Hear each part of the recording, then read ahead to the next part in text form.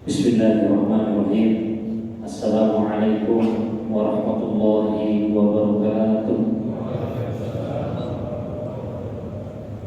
Alhamdulillah, alhamdulillahil malikil mannan alladzi khalaqal insana 'allamahul bayan. Wa naqulu hamdan katsiran thayyiban mubarakan fihi yamla'u fihi al-mizan. Fa bi ayyi ala'i rabbikuma tukadziban. Hadirin jamaah salat Jumat yang saya hormati dan seluruh tokoh, para alim, para asatidz yang semua hadir pada kesempatan ini, semoga Allah berikan kebaikan atas setiap kehidupan kita. Allah berikan panjang umur, kesehatan kepada kita. Allah berikan kebermanfaatan yang banyak sehingga kita berpulang dalam keadaan yang paling baik, ahsanu amalan insyaallah. Pertama, mari kita senantiasa bersyukur kepada Allah Subhanahu wa taala. Karena sampai detik ini ternyata Allah masih memberikan kita kesempatan lagi dan lagi untuk hidup. Ternyata kesempatan itu hanyalah bagian sekedar untuk menghamba kepada Allah Subhanahu wa taala. Apa yang Allah tugaskan kita hari ini itu adalah bagian perjalanan untuk menjadi hamba yang terbaik. Maka mari banyak-banyak mensyukuri atas setiap kehidupan ini. Maka kata sederhana daripada syukur itu adalah banyak berterima kasih. Makanya terima kasih itu berasal dari kata terima dan kasih. Habis terima jangan lupa nasi. Sederhananya adalah rasakan apa yang Allah hadirkan kepada kita. Jangan melihat apa yang Allah hadirkan kepada orang lain. Dengan unsur dasar rasa kecukupan. Ketika hati sudah cukup dengan Allah Subhanahu wa taala, maka keberlimpahan hidup, keberkahan hidup akan senantiasa datang kepada kita. Salawat serta salam selalu kami percurahkan kepada keharibaan baginda Nabi Muhammad sallallahu alaihi wasallam. Semoga kita semua kelak menjadi umat yang dibanggakan, menjadi umat yang mendapatkan bagian minum telaga al-haud dan dikumpulkan di dalam jannahnya Allah bersama beliau dan bersama orang-orang yang terbaik di jannahnya. Amin ya rabbal alamin. Hadirin yang dimuliakan oleh Allah Subhanahu wa taala. Ada kalam yang menarik di dalam Al-Qur'an yang Allah sampaikan, wa tilkal ayyamu nudawiluha bainan nas. Begitulah Allah mempergilirkan waktu di antara kita. Kadang-kala kita di atas, tiba masanya kita di bawah. Kadang-kala kita sehat, tiba masanya kita sakit. Kadang-kala kita kaya, tiba masanya kita tidak punya apa-apa. Kadang-kala kita dihormati, tiba masanya kita tidak berharga. Kadang-kala kita ditemani oleh banyak orang, tapi tiba masanya kita hanyalah sendiri, hanya diri kita dengan Allah Subhanahu wa taala. Maka ketika merasakan pergiliran kehidupan itu, tiada sandingan yang terbaik hanyalah kepada Allah Subhanahu wa taala. Karena Allah ingin mengetahui liya'lamallahu alladziina aamanu wa yattakhidha minkum syuhada, untuk mengetahui sejauh mana kekuatan iman kita ketika kita diuji, ketika diberikan pujian hal-hal seperti itu, kemana kita bersanding, kemana kita akan menyandarkan kehidupan kita, kecuali hanyalah kepada Allah. Inna sholati wa nusuki wa mahyaya wa mamati lillahi rabbil alamin. Bukankah tujuan kehidupan hanyalah untuk Allah?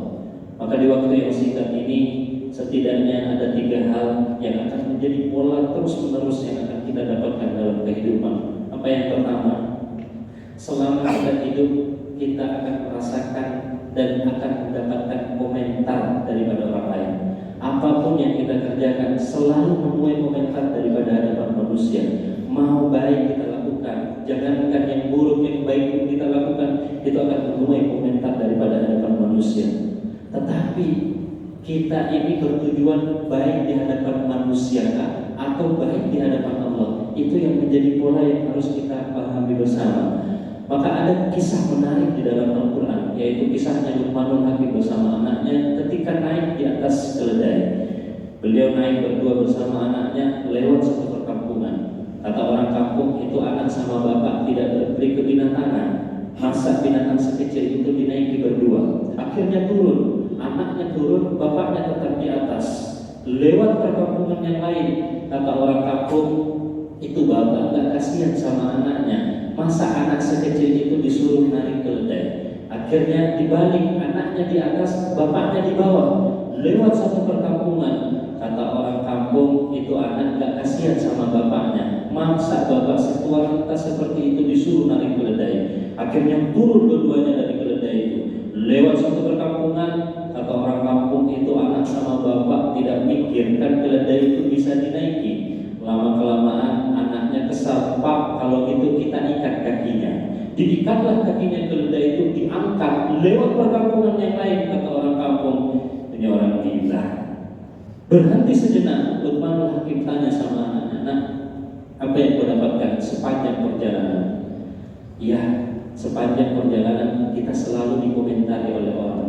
Begitulah kehidupan. Selama kau tidak istiqomah, selama engkau tidak istiqomah dalam satu prinsipmu, maka selama itu pun engkau akan mendapatkan komentar banyak daripada hadapan manusia. Tapi kalau engkau memilih posisi dan engkau istiqomahkan walaupun sedikit, akan tiba masanya orang memberikan tepuk tangan yang riuh, pujian yang luar biasa untukmu." Maka oleh sebab itu, tiada satu hal yang bisa lolos daripada kehidupan kecuali hanya sekedar kematian. Bahkan orang mati pun kadang dikomentari oleh orang, gitu kan. Kemudian yang kedua, selama kita hidup akan menuai ujian. Nah, ini penting sekali. Selama kita hidup akan mendapatkan ujian-ujian datang dari Allah Subhanahu wa Ta'ala. Kadang suami baik, istri gak baik. Kadang istri baik, suaminya gak baik. Kadang istrinya baik, suaminya baik, anaknya geng motor, kan gak ada gitu. Kadang istri baik, suami baik, anak baik, mantu tukang santet. Selalu ada yang tidak baik di dalam kehidupan itu, selalu diuji. Tapi satu hal, gembok itu tidak akan pernah diciptakan kalau tidak ada ujinya. Maka begitu pun ujian ketika datang pasti akan ada solusinya. Maka perhatikan baik-baik, bukan karena ombaknya yang terlalu besar, tapi kapalnya yang terlalu kecil. Bukan karena ujiannya yang begitu besar, tapi hati kita yang belum terlalu lapang. Maka ayo lapangkan hati kita. Ada seorang pemuda datang bertanya kepada seorang kakek-kakek yang sedang mancing di danau. "Kek, saya ini punya masalah yang banyak. Bagaimana saya menghadapi semuanya ini?" Tapi apa yang dilakukan oleh sang kakek tadi itu? Dia mengambil kemudian satu gelas di tangannya, ambil air di danau, kemudian ambillah garam dimasukkan ke dalam gelas tadi, diaduk sama sang kakek. "Minum, nak." Apa kata anak muda tadi itu? "Asin." Lalu kemudian yang kedua, apa yang beliau lakukan? Garam tadi itu sisanya dibuang ke danau, lalu kemudian ambil gelas baru, diambil airnya, disuruh minum. Lalu apa yang dirasakan kedua sang pemuda? Enak. Artinya begini, sebesar apapun masalah yang hadir pada dirimu, kalau hatimu hanya sebesar gelas, nah itu yang disampaikan sang kakek tadi, maka akan terasa asin kehidupanmu, terasa ujian itu.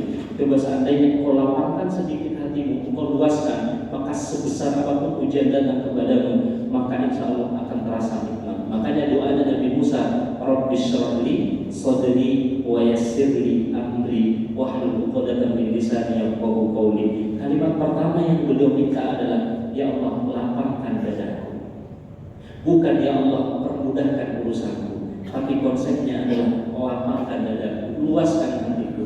Maka ketika hati sudah lapang, hati sudah luas, maka kita akan menemukan banyak hal dari setiap kehidupan manusia. Karena satu hal, segemuk-gemuknya ikan itu pasti ada tulangnya, tapi sekurus-kurusnya ikan pasti ada dagingnya. Artinya seburuk-buruknya orang pasti akan ada kebaikannya.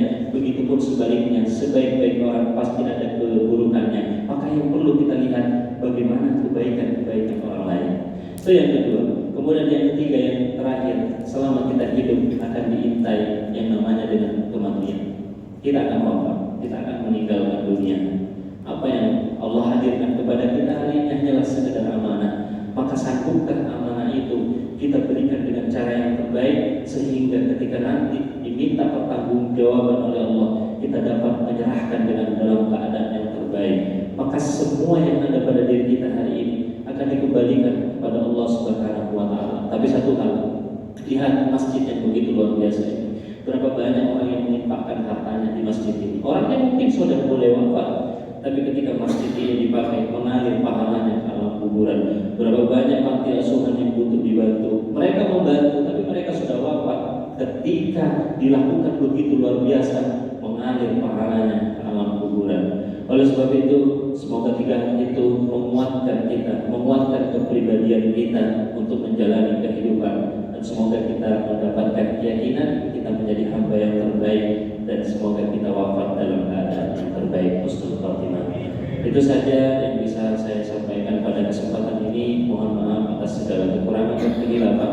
Hadanallahu wa iyyakum ajmain. Assalamualaikum warahmatullahi wabarakatuh.